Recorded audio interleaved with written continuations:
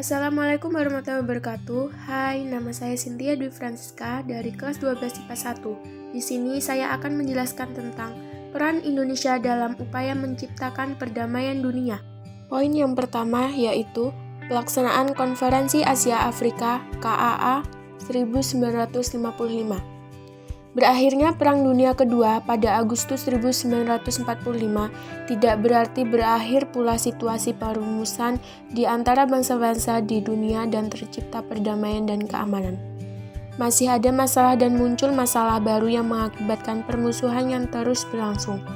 Bahkan pada tingkat perang terbuka seperti di wilayah Korea, Indochina, Palestina, Afrika Selatan, dan Afrika Utara. Masalah-masalah tersebut sebagian disebabkan oleh lahirnya dua blok kekuatan yang bertentangan secara ideologi maupun kepentingannya, yaitu blok Barat dan blok Timur. Masing-masing blok berusaha menarik negara-negara Asia dan Afrika untuk menjadi pendukung mereka. Suasana permusuhan tersebut dikenal dengan nama Perang Dingin. Adanya persaingan kedua blok tersebut membuat negara-negara Asia Afrika khawatir bahwa wilayah mereka akan dijadikan arena persaingan dan perebutan pengaruh yang bisa menyebabkan ketidakstabilan politik dan ekonomi di kawasan tersebut. Kekhawatiran mereka menjadi kenyataan dengan munculnya beberapa konflik di kawasan Asia seperti Perang Vietnam dan Perang Korea.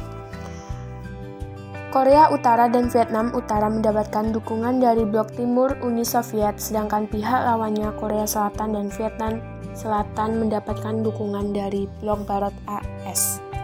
Keadaan itulah yang melatar belakangi lahirnya gagasan untuk mengadakan Konferensi Asia Afrika.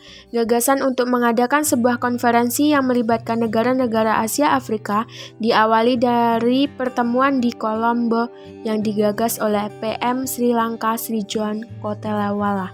Pertemuan ini dikenal dengan Sidang Panca Perdana Menteri yang dihadiri oleh para Perdana Menteri dari Burma, Sri Lanka, India, Indonesia, dan Pakistan. Adanya undangan dari Sri Lanka tersebut disambut baik oleh Indonesia, yang sejak bulan Juli 1953 pemerintahan Indonesia dipegang oleh Ali Sastromijoyo. Kabinet Ali Sastromijoyo dalam keterangannya di depan parlemen pada Agustus 1953 telah menegaskan bahwa dalam usaha memperkokoh perdamaian dunia perlu dirintis dan diorganisasi kerjasama antara negara-negara Asia Afrika terutama yang baru merdeka. Negara-negara Asia Afrika mengadakan pertemuan di Tugu Bogor. Sebelum berangkat ke Kolombo, PM Ali menemui Presiden Soekarno di Istana Merdeka pada bulan April 1955. Dalam pertemuan tersebut, Presiden Soekarno berpesan supaya dalam pertemuan Kolombo nanti, Indonesia harus bisa memperjuangkan tekadnya untuk mengadakan sebuah konferensi yang melibatkan banyak negara Asia Afrika. Ingat Ali, ini adalah cita-cita bersama. Hampir 30 tahun yang lalu, kita dalam pergerakan nasional melawan penjajahan. Kita sudah mendengungkan solidaritas Asia Afrika, kata Presiden Soekarno.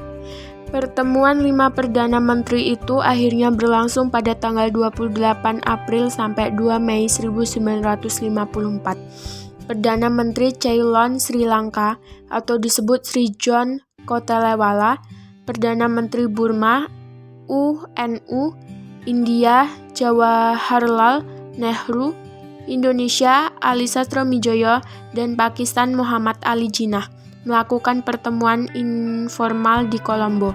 Pada awalnya pertemuan ini tidak memiliki agenda khusus dan hanya neighbors groups yang diadakan untuk mempererat hubungan antara kepala negara. Adapun topik yang kemudian didiskusikan meliputi kondisi Indochina, bom hidrogen, kolonialisme dan nasionalisme serta komunisme internasional.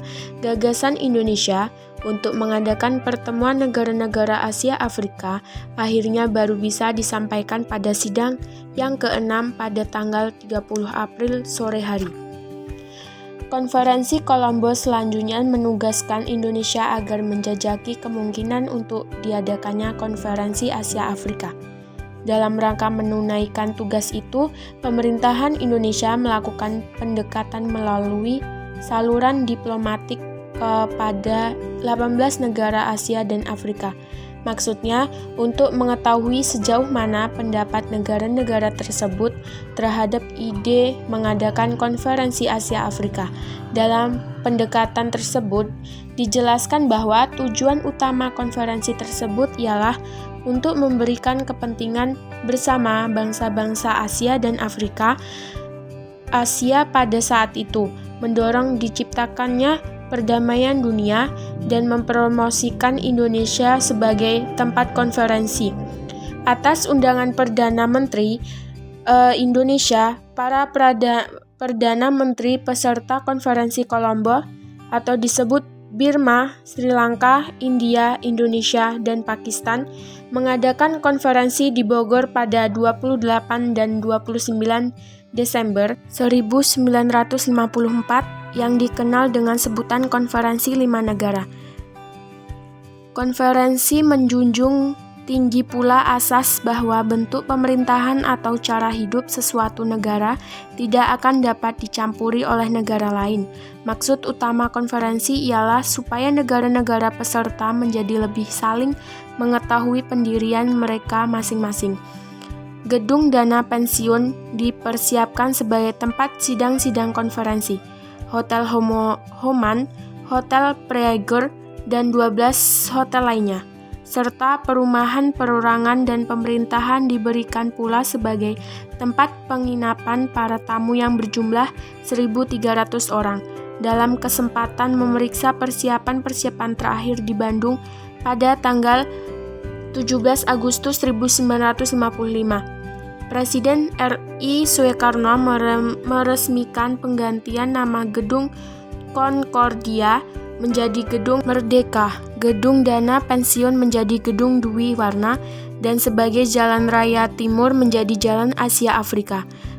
Penggantian nama tersebut dimaksudkan untuk lebih menyamarkan konferensi dan menciptakan sesuatu konferensi yang sesuai dengan tujuan konferensi.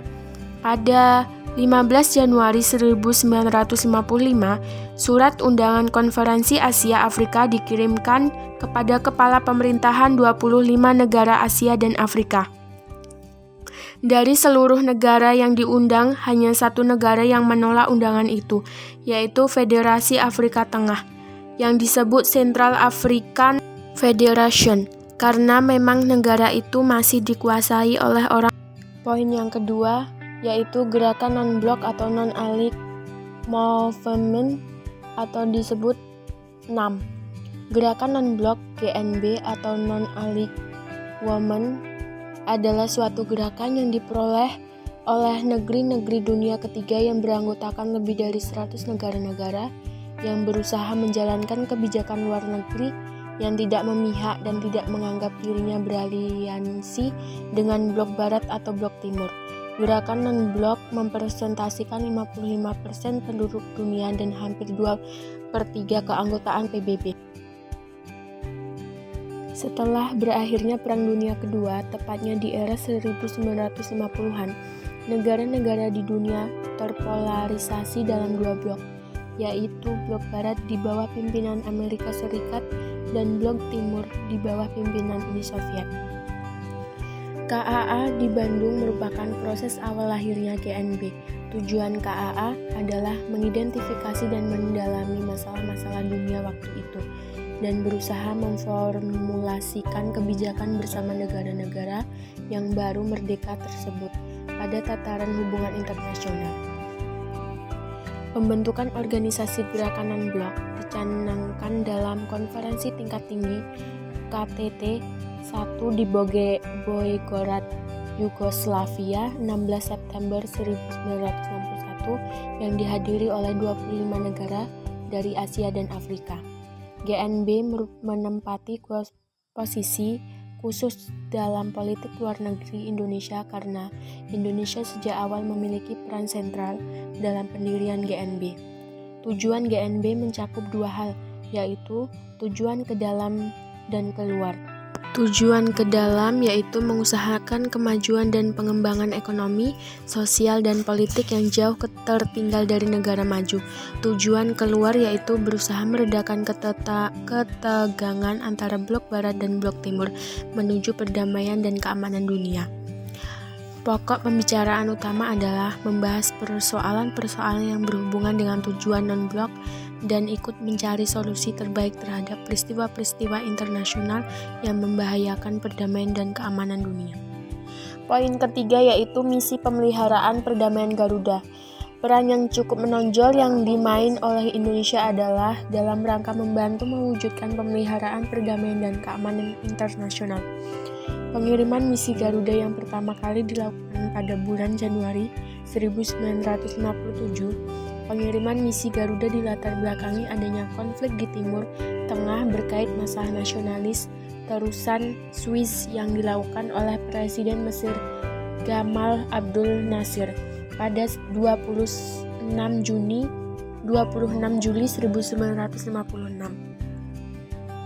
Pada bulan Oktober 1956, Inggris, Prancis, dan Israel melancarkan serangan gabungan terhadap Mesir. Dalam sidang umum PBB, Menteri Luar Negeri Kanada Lester B. Parsons mengusulkan agar dibentuk suatu pasukan PBB untuk memelihara perdamaian di Timur Tengah.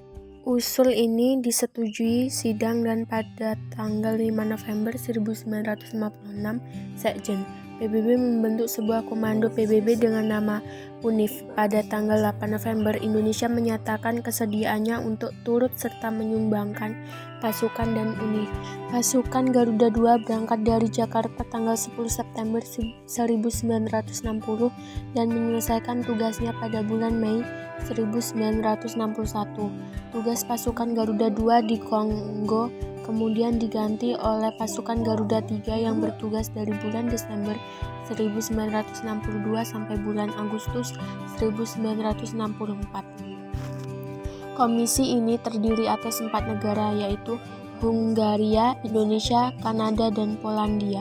Tugas ICCS adalah mengawasi pelanggaran yang dilakukan kedua belah pihak yang berkait.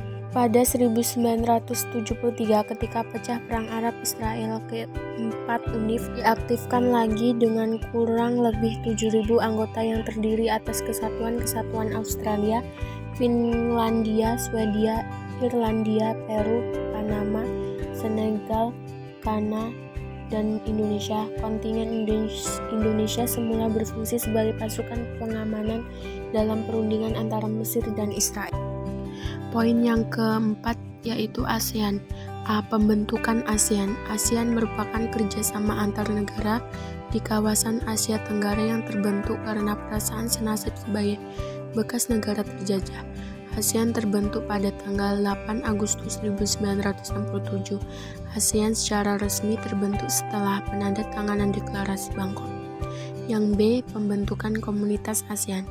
3 pilar Komunitas ASEAN yaitu: yang pertama ASEAN Political Security Community, yang kedua ASEAN Economic Community, yang ketiga ASEAN Socio-Cultural Community.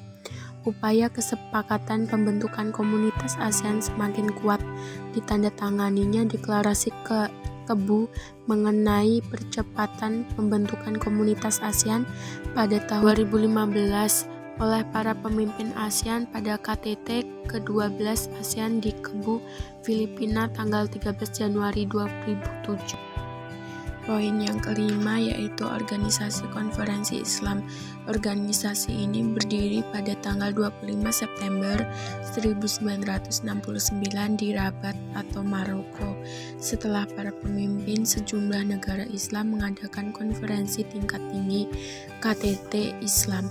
Organisasi Konferensi Islam ini kemudian berubah nama menjadi Organisasi Kerjasama Islam pada 28 Juni 2011. Organisasi ini lahir sebagai reaksi negara-negara Islam atas tindakan Israel yang membakar Masjid Al-Aqsa pada 21 Agustus 1969.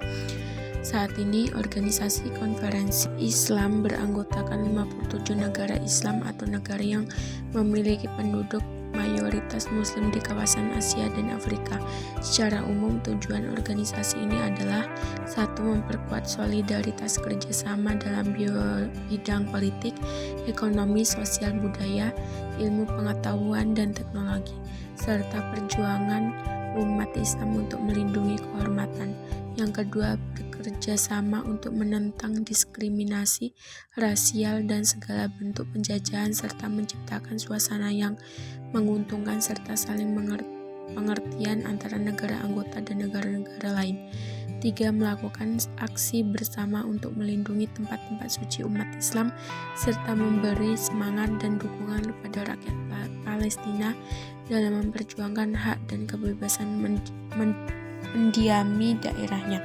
Dalam organisasi konferensi Islam, beberapa peran Indonesia adalah: Indonesia juga aktif dalam memperkenalkan Islam sebagai agama yang menjunjung tinggi perdamaian dan toleransi, memfasilitasi upaya penyelesaian konflik antara pemerintahan Filipina atau GRP dengan mengacu kepada Final Peace Agreement atau Perjanjian Damai 1996.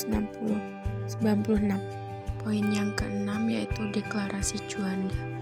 Deklarasi ini dilatar belakangi oleh tuntutan pimpinan Departemen Pertahanan Keamanan RI tahun 1956 yang merasa hukum laut Indonesia saat itu yang berdasarkan Zeeland Maritime Agreement Ordonation tahun 1939 dari Belanda tidak menguntungkan kepentingan wilayah Indonesia.